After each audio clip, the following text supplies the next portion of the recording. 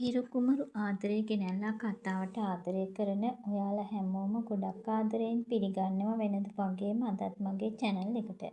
ඉතින් අදත් මගේ වීඩියෝ එක බලලා හොඳයි කියලා හිතනවා නම් මගේ channel එකට like කරන්න, comment කරන්න, share කරන්න, ඒ වගේම subscribe කරන්නත් අමතක කරන්න එපා කියලා ගොඩක් ආදරයෙන් ඔයාලගෙන් ඉල්ලීමක් කරනවා.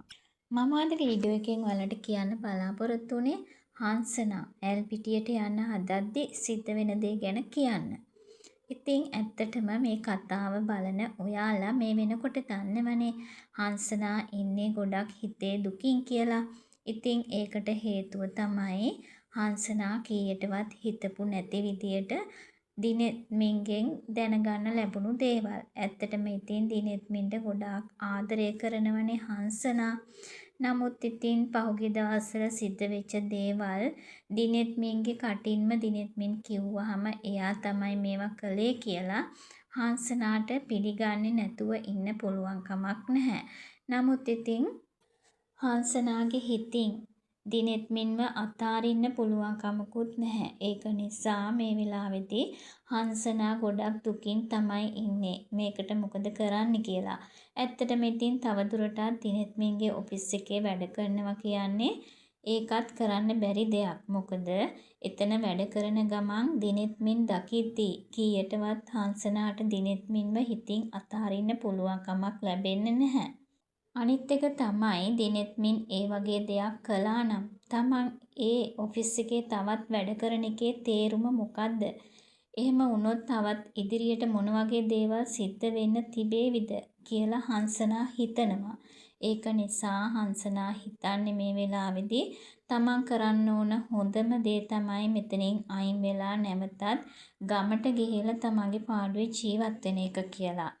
එතකොට මෙහෙම දෙයක් සිද්ධ උනේ නෑ කියලා හිත හදාගන්න හංසනාට පුළුවන්කම තියෙනවා කියලා හංසනා හිතනවා. ඉතින් හංසනාගේ තාත්තා වුණත් කියන්නේ මේ වෙලාවේදී හංසනාට අපි කිසිම දෙයක් බලපෑම් කරන්න හොඳ නෑ කියලා. ඒක නිසා එයා ගන්න තීරණයකට ඕනම දෙයකට හංසනාගේ තාත්තත් එකඟයි කියන එක හංසනාගේ තාත්තා කියනවා. ඉතින් ඒක නිසාම ඔන්න හංසනා තීරණය කරනවා ඔෆිස් එකට ගිහිල්ලා තමන්ගේ අස්වීමේ ලියුම බාර දීලා ඇවිත් නැවතත් ගමට යන්න. ඉතින් මේ දවස්වල දිනෙත්මින් ඔෆිස් යන්නේ නැහැනේ. ඒක නිසා හංසනා ඔෆිස් එකට ගිහිල්ලා තමන්ගේ අස්වීමේ ලියුම ඉන්න අයට බාර දීලා තමයි එන්නේ.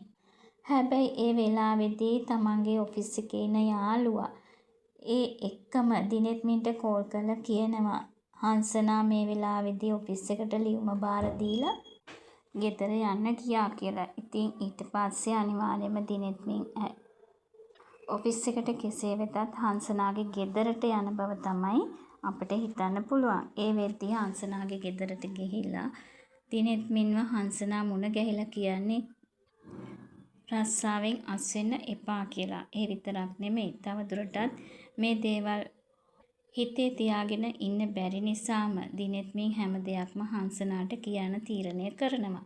ඉතින් මේ විස්තර දැනගන්න තවදුරටත් රැඳිලා ඉන්න මගේ channel එකත් එක්ක කියලා ගොඩක් ආදරයෙන් ඉල්ලනවා. ඔයාලට සුබ දවසක්.